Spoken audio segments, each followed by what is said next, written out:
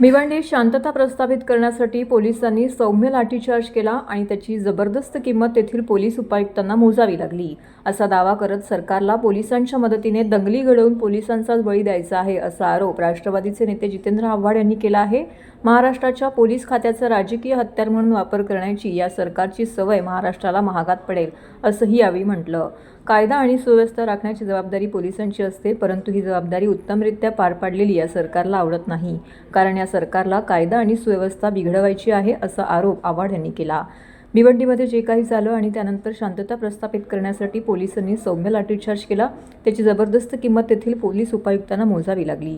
24 तासांच्या आत कोणालाही कळू न देता त्यांची आज बदली करण्यात आली। या बदलीमागील कारण काय, तर सरकारच्या मनात जी दंगल होती ती दंगल घडण्यापासून रोखण्यात आली आणि हे नारळ त्यांनी पोलीस उपायुक्तांच्या डोक्यात फोडले असा आरोप आमदार जितेंद्र आव्हाड यांनी केला आहे। संबंध महाराष्ट्रातील पोलिसांनी यातून धडा घ्यावा की सरकारचे नेमकं उद्दिष्ट काय आहे। यांना तुमच्या मदतीने दंगली घडवायच्या आहेत आणि या दंगलीनंतर तुमचाच बळी द्यायचा आहे। चित भी मेरा पड भी मेरा अशी अवस्था आहे। महाराष्ट्राच्या पोलीस खात्याचा राजकीय हत्यार म्हणून वापर करण्याची ही सरकारची सवय महाराष्ट्राला महागात पडेल असं त्यांनी म्हटलं आहे। मला जे काही भिवंडीतनं समजलं, दोन्ही समाजातनं समजलं की दंगल झाली असती जर या माणसांनी मध्ये उडी घेतली नसती। या माणसांनी मध्ये उडी घेतली आणि दंगल थांबली। आता दंगल थांबवल्यानंतर जर त्याला हे बक्षीस मिळणार असेल तर डिमॉरलायझेशन म्हणजे पोलीस यांचं मनोबल खच्चीकरण करण्याचं, पोलिसांचं मनोबल खच्चीकरण करण्याचं काम चालू आहे। अंतर्गत मला हेही माहिती आहे की पोलीस अधिकाऱ्यांनी प्रचंड विरोध केला या बदलीला, पण तरी देखील ही बदली करण्यात आली।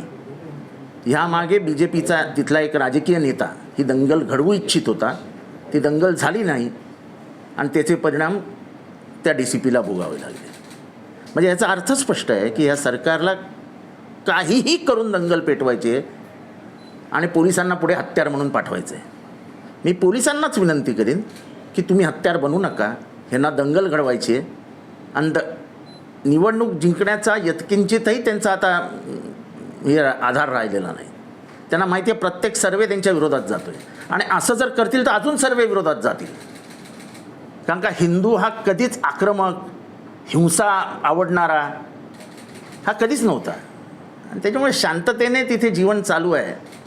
एकदा दंगल झाली 84 साली, त्याचे परिणाम आजपर्यंत तिथे भोगत आहेत लोक। दंगलीमध्ये जी भिंत उभी राहते ती पाडायला नंतर 20-20, 25-25 वर्ष लागतं। समाजामध्ये जो विद्वेष प्रसरतो, समाजामधनं जो आपलेपणा गायब होतो तो येतच नाही परत। आणि त्यामुळे दुर्दैवी आहे की पोलीस खात्याला तुम्ही बळी करतात, त्या DCPला बळी केला आणि तोही 24 तासात। काही इन्क्वायरी केली असती, काही दाखवलं असतं, बदलीचं काही कारण दिलं असतं, तुम्ही बदली का केली? दंगल झाली नाही म्हणून।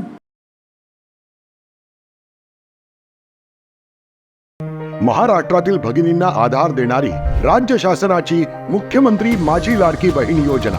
या योजनेअंतर्गत अल्प उत्पन्न गटातील 21 ते 65 वयोगटाच्या भगिनींना मिळणार दरमहा 1500 रुपयांची मदत। अर्ज करण्यासाठी 31 ऑगस्ट 2024 पर्यंत मुदतवाढ। कुटुंबाचं वार्षिक उत्पन्न 2.5 लाख रुपयांपेक्षा कमी असलेल्या महिला पात्र। कुटुंबाकडे पिवळं किंवा केशरी रेशन कार्ड असल्यास उत्पन्नाचा दाखला आवश्यक नाही। पांढरं रेशन कार्ड असेल किंवा रेशन कार्ड नसेल तर कुटुंबाचं वार्षिक उत्पन्न 2.5 लाखांपेक्षा कमी असल्याचा दाखला आवश्यक। योजनेसाठीचा ऑनलाईन अर्ज नारी शक्ती दूत ॲपवरून किंवा पोर्टलवर भरता येईल। ज्या भगिनींना ऑनलाईन अर्ज भरता येत नसेल त्यांच्यासाठी अंगणवाडी, ग्रामपंचायत, वॉर्ड ऑफिस, सेतू सुविधा केंद्रामध्ये किंवा आशाताई बचत गटाच्या CRP यांची मदत उपलब्ध। आता आपल्याला अभिमानानं म्हणता येईल, सुखी आणि सुरक्षित आहे माझी लाडकी बहीण।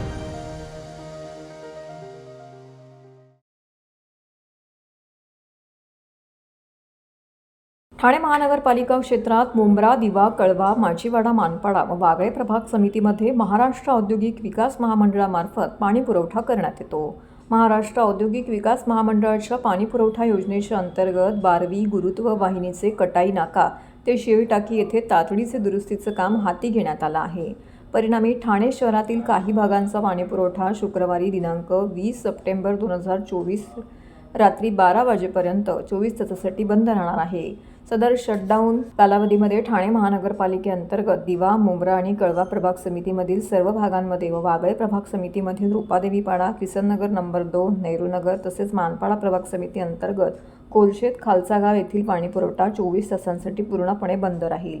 पाणीपुरवठा सुरू झाल्यानंतर पुढील 1 ते 2 दिवस कमी दाबाने पाणीपुरवठा होईल याची कृपया नागरिकांनी नोंद घ्यावी. सदर पाणी कपातीच्या कालावधीत पाणी काटकसरीने वापरून ठाणे महानगरपालिकेस सहकार्य करावं असं आवाहन पालिकेतर्फे करण्यात आलं आहे. सलग 14 वर्षापासून सुरू असलेली निर्माल्य व्यवस्थापनाची परंपरा यंदाही समर्थ भारती व्यासपीठ यांनी rotary club of Thane garden city व ठाणे महानगरपालिका यांच्या सहकार्याने गणेशोत्सवामध्ये 32 टन निर्माल्य संकलित करीत याची शास्त्रोक्त विल्हेवाट लावून खतनिर्मिती केली आहे. सण उत्सव पर्यावरणस्नेही व्हावेत यासाठी समर्थ भारती व्यासपीठ गेल्या 14 वर्षापासून हर बार इको त्योहार ही मोहीम राबवित असतात. गणेशोत्सव व नवरात्र उत्सवामध्ये निर्माल्य संकलित करून त्यापासून खत निर्मिती केली जाते. तयार झालेले खत ठाणे महानगरपालिकेच्या उद्यानामध्ये वापरलं जातं. गेल्या 14 वर्षाच्या प्रयत्नामुळे सजावटीतील प्लास्टिक आणि थर्माकोलच्या वापराविरोधात व्यापक जनजागृती केल्यामुळे यंदा त्याचा वापर 95% कमी झाला आहे. सोबतच शाडू मातीच्या मूर्ती वापरणे, मूर्तीचा आकार लहान ठेवणे, घरच्या घरी, सोसायटीत अथवा कृत्रिम तलावामध्ये गणेश मूर्ती विसर्जित करणे यासाठी जनजागृती करण्यासाठी ठाणे महानगरपालिकेच्या संयोगाने संस्था कार्य करत आहे. मासुंदा, ठाणे पूर्व, रेतीबंदर, रायलादेवी येथील गणेश विसर्जन घाटावरती निर्माल्य संकलित मोहीम राबवण्यात आली. जवळपास 32 टन निर्माल्य यावेळी संकलित करण्यात आलेलं आहे. रोटरी क्लबच्या सहकार्याने राष्ट्रीय हिंदी दिवस काशीनाथ घाणेकर नाट्यगृहामध्ये संपन्न झाला. प्रख्यात लेखक कवी कालिदास लिखित शाकुंतलम नाटकातील एका प्रवेशाचे प्रख्यात लेखक पद्मश्री शरद जोशी यांनी लिहिलेल्या एका विनोदी नाट्य अंकाचं यावेळी वाचन करण्यात आले. शरद जोशी यांची कन्या रिचा यावेळी रोटरी क्लबच्या वतीने गव्हर्नर दिनेश मेहता यांच्या हस्ते तिचा सत्कार करण्यात आला. यावेळी रोटरी क्लब ऑफ लेक सिटीचे अध्यक्ष जगदीश चेलारामानी, रोटरी क्लब ऑफ प्रीमियमच्या अध्यक्षा डॉक्टर स्नेहल बागडे व्यासपीठावरती उपस्थित होत्या. दोन्ही रोटरी क्लबतर्फे या कार्यक्रमाचं आयोजन करण्यात आलं होतं. त्याला रसिकांनी भरभरून असा प्रतिसाद दिला. लेखिका, दिग्दर्शक प्रीती माथुर ठाकूर, अतुल माथुर, रमेश कुमार, अमन गुप्ता, दुर्गे बशी, लता संजय यांनी नाट्यप्रयोगाचे सादरीकरण केलं. रोटरी क्लबच्या वतीने दरवर्षी हिंदी दिवस साजरा केला जातो. त्याचाच भाग म्हणून या नाट्यप्रवेशाचे सादरीकरण प्रेक्षकांसाठी करण्यात आले. हिंदी आपली राष्ट्रीय भाषा आहे, तिचा सन्मान आपण राखला पाहिजे. जेव्हा भाषेचा वापर दैनंदिन जीवनातून कमी व्हायला लागतो त्यावेळी आपण आपली संस्कृती, इतिहास विसरू लागतो. तेव्हा आपल्या भाषेचा अभिमान आपल्याला हवा असे मत रोटरी गव्हर्नर दिनेश मेहता यांनी व्यक्त केले. सुरुवातीला प्रास्ताविक डॉक्टर सोनल बागडे यांनी केलं तर आभार जगदीश चेलारामानी यांनी मानले. रोटरीच्या विविध उपक्रमांसाठी सहकार्य करणाऱ्या सहकाऱ्यांचा देखील यावेळी सत्कार करण्यात आला. Rotary Club of Thane Lake City feels privileged on the occasion of National Hindi Day to bestow this prestigious Rotary Vocational Excellence Award to Preeta Mathur Thakur. There is no pressure for your Requesting RCT Premium President Dr. Sonal to please escort DG Sir and First Lady Jyoti Mehta onto the stage. राजा ने कहा, हे देवी, गंधर्व विवाह की बलि चलाई। मैं तो तेरे दर्शन ही पहली बार कर रहा हूं। तू है कौन? फिर क्या हुआ? इस पर वो रूप गर्विता आश्चर्य व्यक्त कर अपने भाग्य को कोसती प्रणाम करने लगी कि हाय हाय, देखो आज मेरा पति ही मुझसे विमुख हुआ जाता है।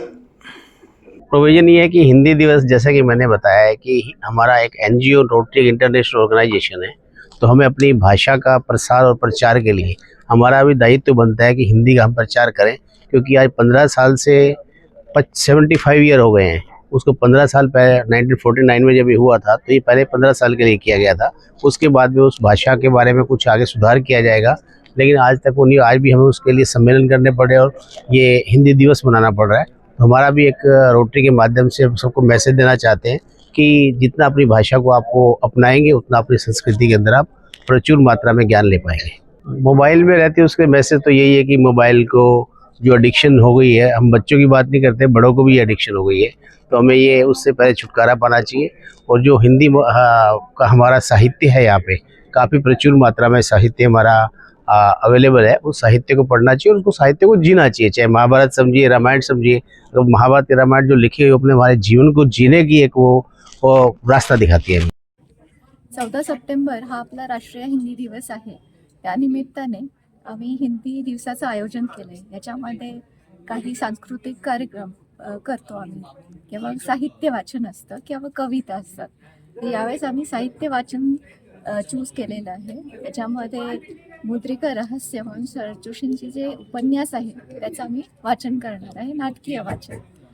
या कॉन्टेक्स्टमध्ये आम्ही हे सांगायचा प्रयत्न करतोय की आपले जुने जे सांस्कृतिक पुस्तकं आहेत किंवा उपन्यास आहेत त्याचं आपण जपन करायला पाहिजे. आपण ते पुस्तकं वाचायला पाहिजेत आणि आपली भाषा आहे, संस्कृती आहे, त्याला आपण प्रिझर्व करण्यासाठी हा कार्यक्रम. जनजागृती यासाठीच केली जाते आहे की मोबाईल्सच्या याच्यामध्ये उपन्यास वाचन हे कमी होत चाललं आहे. या दृष्टीने असे काही उपन्यास वाचनाचं थिएटर रूपमध्ये जेव्हा आपण प्रेझेंटेशन करतो तर लोकांची आवड याच्यामध्ये परत जागृत होऊ शकते, म्हणून आपण हा कार्यक्रम करतो. राष्ट्रीय हिंदी दिवस में हम अपने साहित्यकारों को, अपने लेखकों को, अपने आर्टिस्ट को याद करते हैं और अपने साहित्य को याद करते हैं. तो जिस वजह से हिंदी दिवस की ये रचना हुई है कि हमने हिंदी दिवस मनाया है.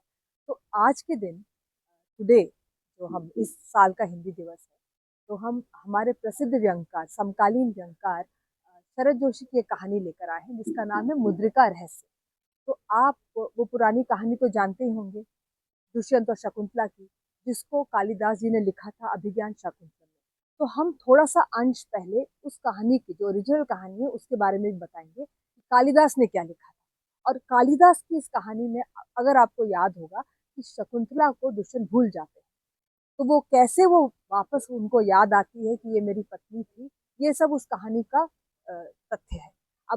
अब शरद जी ने क्या किया कि यही कहानी लेकर उन्होंने एक व्यंग्य रचा कि क्या हुआ था उस समय, शकुंतला को किस लिए दुष्यंत जी भूल गए, दुष्यंत राजा दुष्यंत क्यों भूल गए, उसको लेकर उन्होंने एक नया दृष्टिकोण पेश किया अपनी कहानी मुद्रिका रहस्य.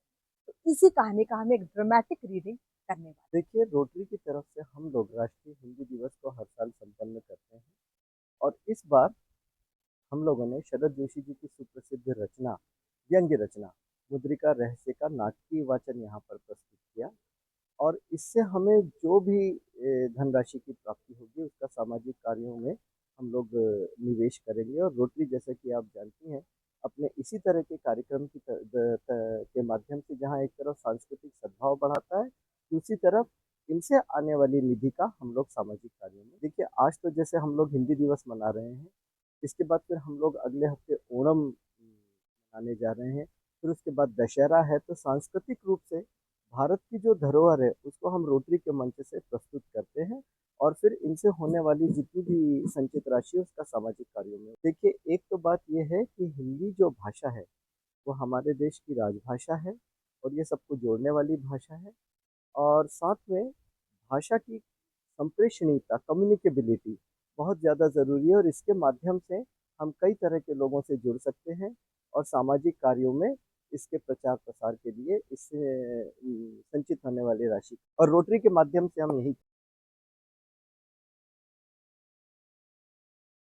युवक युवतींना कौशल्य देऊन त्यांना स्वतःच्या पायावर उभं राहण्यासाठी महायुती सरकारने वर्षाला 1.5 लाख युवकांना मोफत प्रशिक्षण देण्याचा निर्णय घेतला आहे. पंतप्रधान नरेंद्र मोदी यांच्या उपस्थितीत याचा शुभारंभ 20 सप्टेंबरला होत आहे. प्रत्येक जिल्ह्यात 150 युवक युवतींनी कौशल्य विकास याचे मोफत प्रशिक्षण दिले जाणार आहे.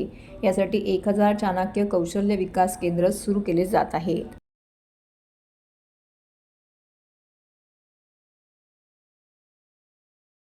राज्यातील युवक युवतींना कौशल्य देऊन त्यांना स्वतःच्या पायावर उभं राहण्यासाठी महायुती सरकारनं वर्षाला 1.5 लाख युवकांना मोफत प्रशिक्षण देण्याचा निर्णय घेतला आहे.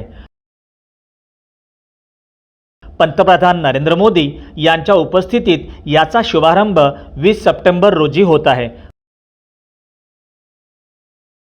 प्रत्येक जिल्ह्यात 150 युवक युवतींना कौशल्य विकासाचे मोफत प्रशिक्षण दिले जाणार आहे. यासाठी राज्यात 1000 चाणक्य कौशल्य विकास केंद्र सुरू केले जात आहे.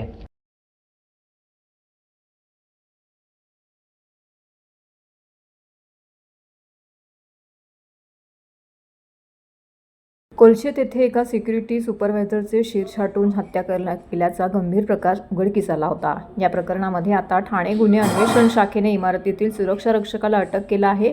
प्रसाद कदम असं या आरोपीचं नाव असून सुपरवायझरने शिवीगाळ केल्याने त्याने हे कृत्य केल्याचं तपासात समोर आलं आहे. त्याचे मानसिक संतुलनही सुस्थितीत नसल्याचे तपासामध्ये समोर आलं आहे. कोलशेत येथे एक शॉपिंग कॉम्प्लेक्स आहे. सोमवारी पहाटे या इमारतीच्या गच्चीवरती सफाई कर्मचारी गेले असता सिक्युरिटी सुपरवायझर सोमनाथ देबनाथ याचा मृतदेह आढळून आला होता. त्याचे शिर धडा वेगळं झालं होतं. तसेच डोक्यावर, चेहऱ्यावरती, मानेवरती आणि पाठीवरती ठिकठिकाणी शस्त्राने वार करण्यात आले होते. या घटनेनंतर संपूर्ण शहरामध्ये खळबळ उडाली आहे. तसेच समाज माध्यमांवर देखील मृतदेहाचे चित्रीकरण प्रसारित झालं होतं.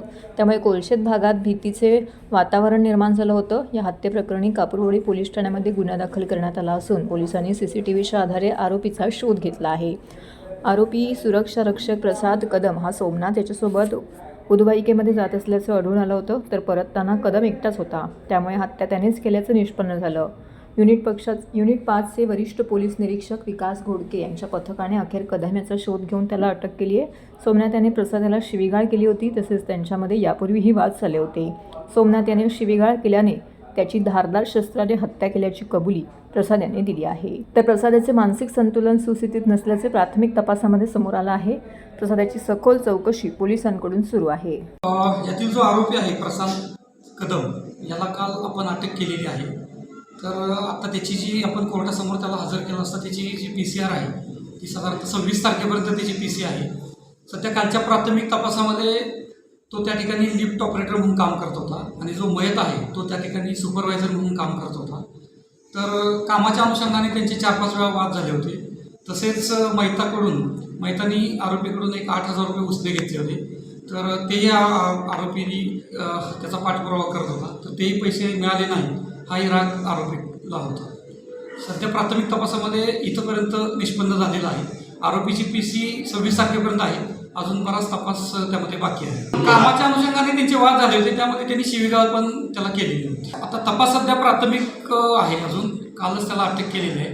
तर जे काही विविध अँगल असतील तर त्याच्यावर आता पुढे तपास होईल. त्याच्यामध्ये नाही अजून तसा तपास सुरू आहे. त्यातलं जे वेपन वापरलेलं आहे ते अजून वेपन रिकवर करणं बाकी आहे. तर वेपन रिकवर करताना ते कुठून मिळवलं याच्या अनुषंगाने पूर्ण तपास केला.